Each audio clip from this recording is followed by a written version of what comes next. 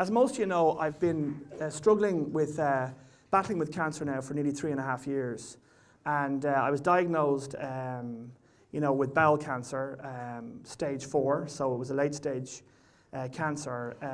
All in all the different chemos had 50 or more rounds of chemotherapy, and which is an awful lot, right? So we tried just about everything. I met with the oncologist on Friday, and we've decided to stop all treatment.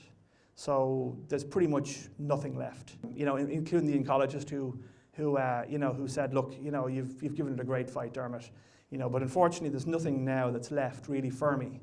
So I'm going to work with the palliative care team to try and just to symptom control and hopefully be at home for the rest of my days, if that makes sense. But I just thought that as somebody who's getting close to the end of a life, I just wanted to come back and talk a little bit about what was important to me in life and what were the five probably the most important things. These are the 5 thoughts, and let's start with the first one. Life is a journey, not a destination.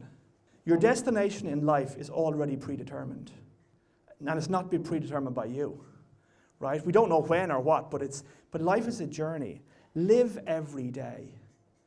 There was a funny story that I heard about a solicitor who was working really, really hard all the time, just work, spent very little time at home with his family. And someone asked him, says, you're going to have to stop killing yourself and working. He says, well, I'm going to work now, and 20 years I'm going to have made enough money, then I'm going to go and have some fun. Well, 20 years comes, and he's forgotten how to have fun. He has no idea how to have fun. He's forgotten about it, right? So living every day does involve working, no doubts about it. I love my work. They say if you love your work, if you love your job, you'll never work a day in your life. And living today doesn't mean you don't plan for the future. Of course you do. You plan when the time is right to plan. If you're going to go on a holiday, you don't just rock up to the airport and say, I want to go to Malaga now, right? Okay, no, you buy the tickets when you need to buy the tickets, when they're at their cheapest. That's living in the moment. You buy things, but you don't try and live the holiday now. What are we going to do when we get there? What colour will the taxi be? Right? You know what I mean? How long will it take to get to the hotel? You know what I mean? Will we have a swim on the first morning, or will we wait? You don't try and live. You don't try and live the future now. And you don't try and live the past either. The past and the future are what we call false truths. The past is a figment of your imagination. It's probably been twisted up a little bit. It's probably not even fully correct if you know the functionings of the brain. And the future is a false truth because it hasn't happened yet. Live your life, love your family, have fun, meet your friends, and work hard every day. But live your life every day. Find your meaning in life. If you find your meaning in life, your life will have a purpose. If your life has a purpose, you'll be able to commit.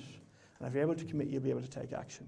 If you're going to read one book, I would say, read Viktor Frankl's Man's Search for Meaning. It's just brilliant. He was a survivor of Auschwitz, and he was a doctor, a psychiatrist. And he ended up, when he came out, he wrote a book on what he called logotherapy. You've got psychotherapy, which looks back in your past and says, why things are the way they are. Well, he says, don't look back in the past. Look to the present and find what's the meaning in your life. And then that's the way to understand and build your life. And I completely agree with him. So there was an interesting story in his book. I'm going to tell you the story. There's an elderly man comes into his office one day, and he's distraught, really distraught, because he's lost his wife. They'd been married for 50, 60 years, and she passed away. And he just couldn't get over it. He just couldn't get beyond the grief.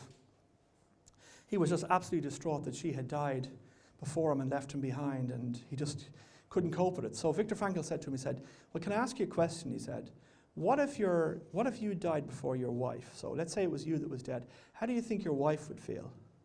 And he goes, well, she'd probably feel like I feel right now. She'd be absolutely distraught and grief-stricken. And he goes, well, by her dying first, you've saved her all that pain. And he never thought about it that way. And he went out of the office and he found new meaning in what had happened in his life. But my big meaning in life is people. I love people. For me, it's all about relationships. And I would suggest everybody here should reflect and see, what do you think is your meaning in life? If you know your purpose and your meaning, you can be authentic to yourself and authentic to all those around you.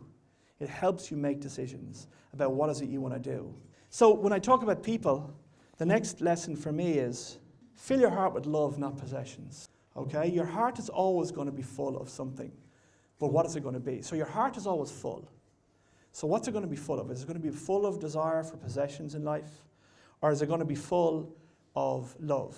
So let's talk about each one of those. So when we desire something from a possession perspective, we go out and sometimes we obsess over getting something.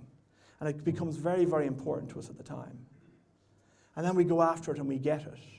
And then it gives us fear. Then we spend the rest of our time, we're afraid to lose it. Right? It's a bit like when you want to buy that first house. You buy the house and you pay. Now you're afraid, am I going to be able to make the mortgage and hold on to this house? Right? Now there are certain possessions in life that we have to go out and get. There's no doubts about that. But remember, every time we go have a desire for possession, just don't let it become an obsession. We do need certain things to live and to get on. And there's a great saying that once Socrates, who's probably one of the best philosophers of all time, was once asked about this question. You know, he was asked, "Tell me, how much wealth would you like to have, Socrates?" And Socrates answered, he said, "Give me as much gold as I can handsomely carry." What a brilliant answer. Give me enough that I can be me, that I can continue to be who I am. Love is relationships. You know, when you build sustainable, great relationships with great people, you fill your heart with love. When you put relationships and that ahead of possessions, your heart becomes full of love, not possessions. Relationships give you true fulfillment in life. You know what I mean? It's the relationships that sustained me over the last 3.5 years. The relationships that I've had with people. Now, there's another thing that's worth thinking about. So how do you do that? In life, I believe there's givers, takers, and balancers. Right? And it's pretty easy. Takers are people that come into life and take everything they can. You know what I mean? If you offer them a biscuit, they'll take 2. Right? Balancers are people that balance everything. You know what I mean? A classic balancer is a person who says, "Well, I bought lunch yesterday, so your turn to buy today." Right? Oh, well, or they're thinking, "Oh, well, I must have bought 5 lunches for that person. They've only bought 4, so how do I make sure I get that lunch back?" And they're always balancing everything. What a waste of thought and energy. You know? Whereas givers just give freely.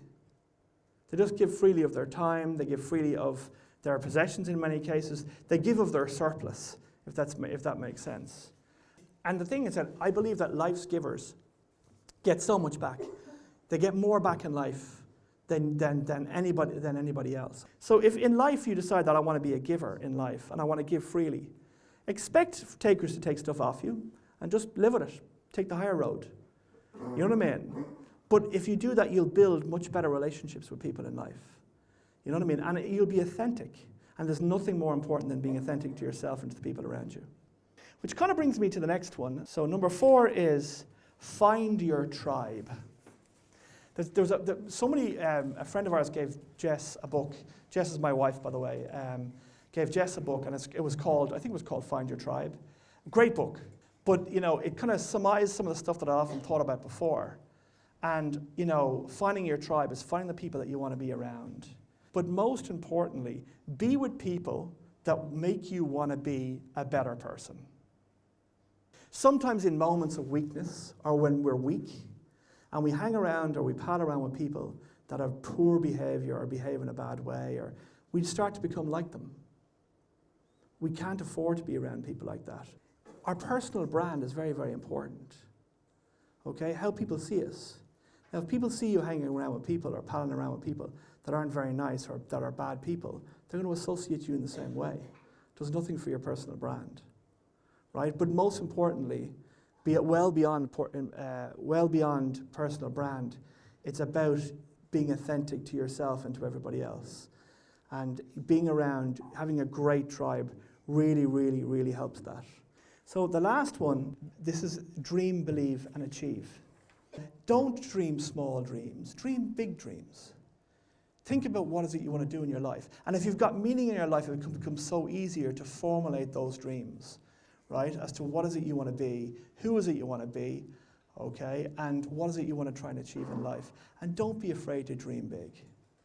And then go out there and believe in yourself. Most people fail or they don't do something because of a lack of self-belief.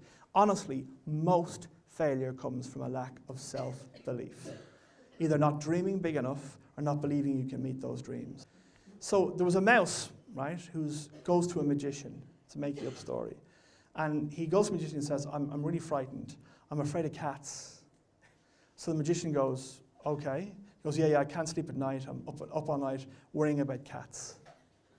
So the magician turns him into a cat. He says, right, well, now you're a cat. Boom. You don't need to be afraid of cats anymore because you're a cat. So the mouse cat goes off, happy. And 2 weeks later, he arrives back and he goes, I'm up all night and I'm dreaming about dogs. I'm frightened of dogs. I just can't sleep. So the magician goes, okay. He's a very patient magician and says, okay, well, here's what we're going to do is we're going to turn you into a dog.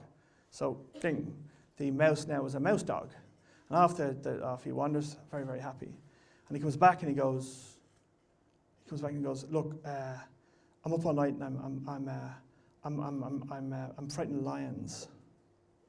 I'm just really fearful of lions, and can you help me here? And the magician eventually has run out of patience at this stage and says, with the heart of a mouse, there's nothing I can do for you. With the heart of a mouse, there's nothing I can do for you. I hope everybody understands the story, right?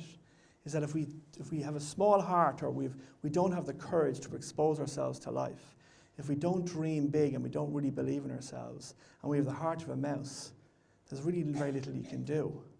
So look to yourself and say, I want the heart of a lion, right? I want to dream big. I want to go out there and achieve, and I want to go and do what I can do. And I'm not afraid of failure, because we'll all fail. We learn from it. I've failed many times in my life. It's all become to build the person that I've tried to become today. So what I would say to you is, dream big, believe in yourself, and go out there and achieve it. And the world is at your feet. You can get what you want. So they're the kind of 5 thoughts for me. And this is why when I look back at my life, I've tried to live my life this way. And that's why I have no regrets. I've given it my best shot. I've had great fun. I've partied like a madman, right? I've built some great relationships. I've tried to fill my heart with love. I've had meaning in my life all along, right? I've tried to live every day as much as I can. You know what I mean? And I have no regrets. So the bottom line is that for me, that I wanted to share those reflections with everybody here, and just also say, look, I really appreciate you giving me the opportunity to be able to sit up in front of you all here and do that. Thank you very much.